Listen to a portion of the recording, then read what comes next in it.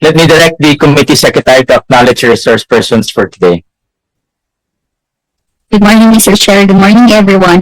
For the briefing on the FY 2026 proposed budget of the Commission on Higher Education, we would like to acknowledge our resource persons. From the Commission on Higher Education, or CHED, we have the Chairperson Shirley Agrupis, together with Commissioner Mirna Malyari, Commissioner Desiderio Apag, Commissioner Rickmar Aquino, Commissioner Michelle Ong, Executive Director Cinderella Filipina Benitez Haro, Attorney Jerome Christopher Lines, Director Corina Frances Cabanilla, Director Alma Patron, Director Raul Muyong, Director Aling Magalong, and Attorney Septon de la Cruz.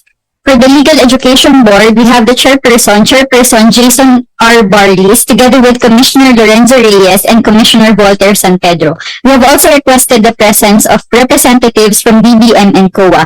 For DBM, we have Director Vivian Labastilla, Ms. Joanna Victor Galarpe, Ms. Maria Paula Clara Lazana, Mr. Ringo Christian Santiago, Ms.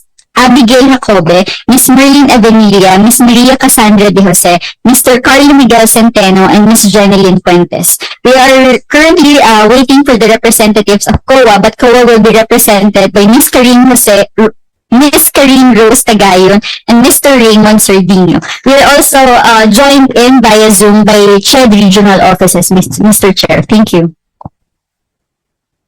We recognize the presence of Senator Bam Aquino. All right, so let's already proceed.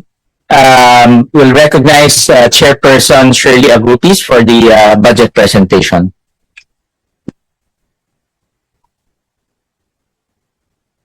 Thank you very much. Magandang umaga po sa inyong lahat. Una sa lahat, gusto kong ipahatid ang aming pagpapasalamat sa mga champions natin ng higher education. Salamat po sa paniniwala na sa pamamagitan ng pagsama-sama tayo ay maitutuwid natin at mapalakas ang higher education institution.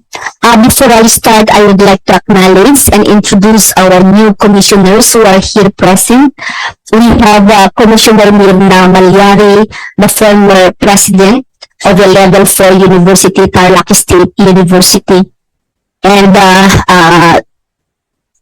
Commissioner Michelle Ong, our former president of Mabalacat State College, who transformed and modeled what is a college university should be. So, and lahat po ng ating mga directors sa higher education, including those online na regional director, nandito po sila para suportahan ang aming pagprepresent ng aming kinakailangan for 2026. So in the interest of time, we will advise to compress our presentation in 10 minutes. That's why I might have the big number of slides, but I will make sure that I go fast as the jet plane.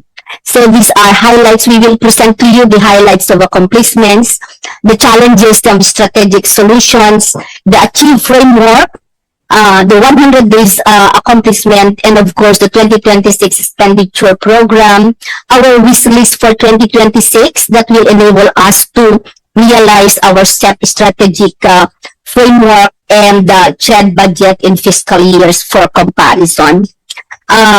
Let me drive you through sa highlight ng aming accomplishment in our first 135 days. We already presented our accomplishment last September 15 for our 100 days. Honorable Chair of the Committee on Finance and Honorable Chairperson of the Basic Education, thank you for joining with us and find time to listen with us. Where is CHED coming from? Based on the current higher education landscape, we conducted a series of problem and solution three analysis to identify the root cause of the sector's persistent challenges and to design corresponding strategic solution. On the slide, you can see, next slide please. Next slide. Maididak yan sa oras kong 10 minutes ha. So where is CHED coming from? We deep dive dive on the root cause analysis, why we are facing such problem. We identified these 7 challenges: fragmented education system, lack of demand-driven, nationally coordinated human capital development framework, lack of mechanism to utilize HEI expertise in research, absence of centralized education system, need to strengthen internationalization practices, outdated organizational structure of CHAD, as lauded by EDCOM2, and then weak stakeholder feedback mechanism.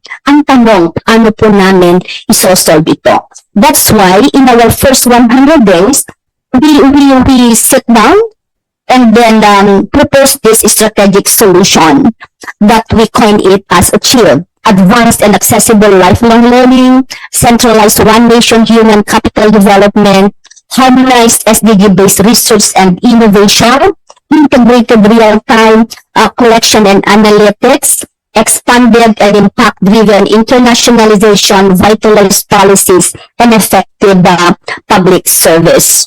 We are next slide. We are very proud to present to you now the strategic framework, which will serve as our compass in elevating the trust and quality and trust of the people to CHED and upscale the quality of higher education in our country.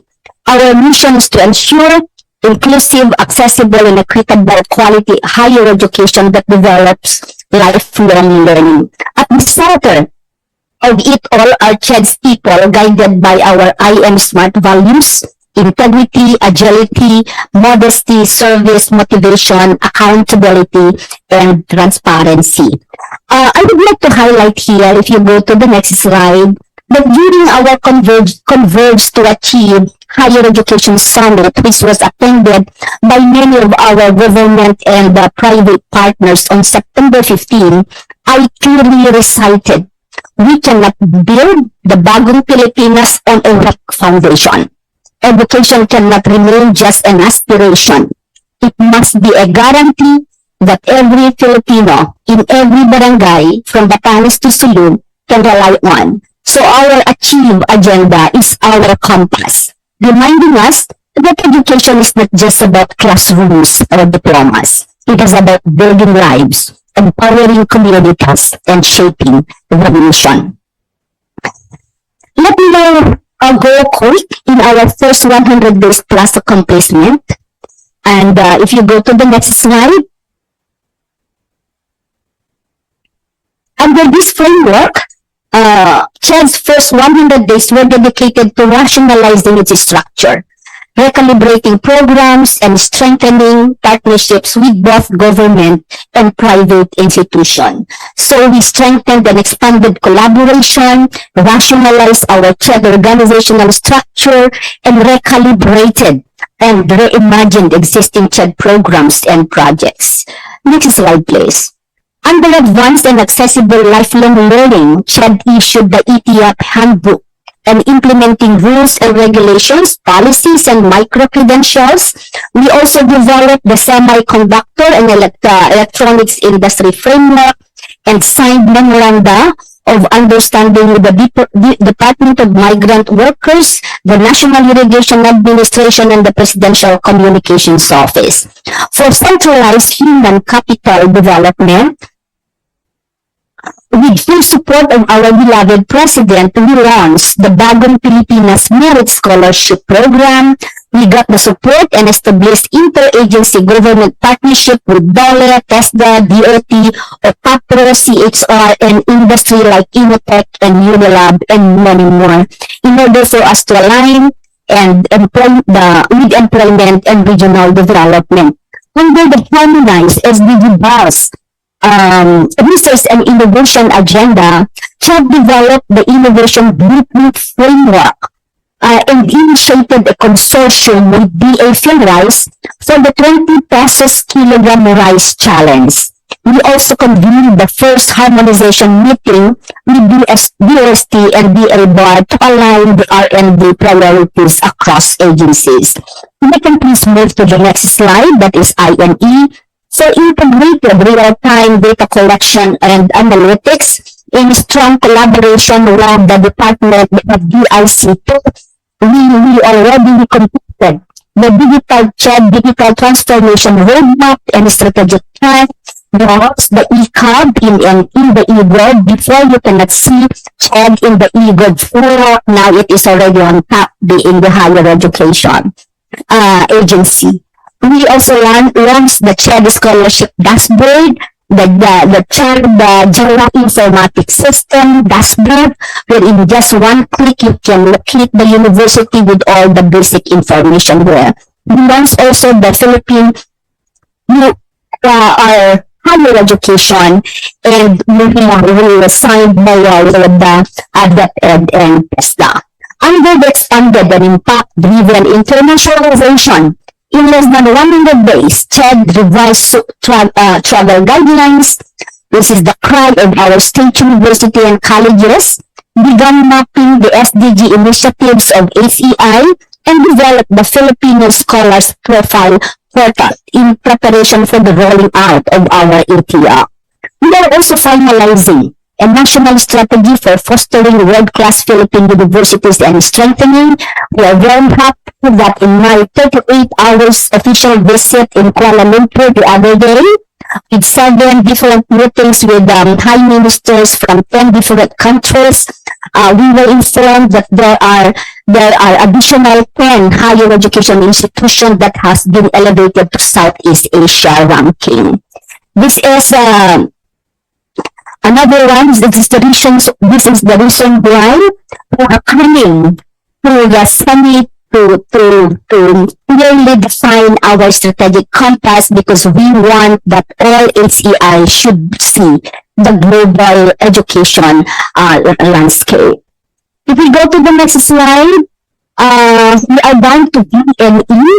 For governance reform, we issued the CHED Regional Office Manual of Operations so that all the operations in the CHED Regional Offices is perfectly aligned with the operations in the National Office, in the National Central Office. We updated the policy on granting autonomous and deregulated status to private HEIs and strengthened internal audit and fiscal management systems. And under the effective and efficient public service, we established the CHED Strategic Communication Service. This is new in the organizational structure to make sure na lahat po na ipinamamalita ay tama at totoo.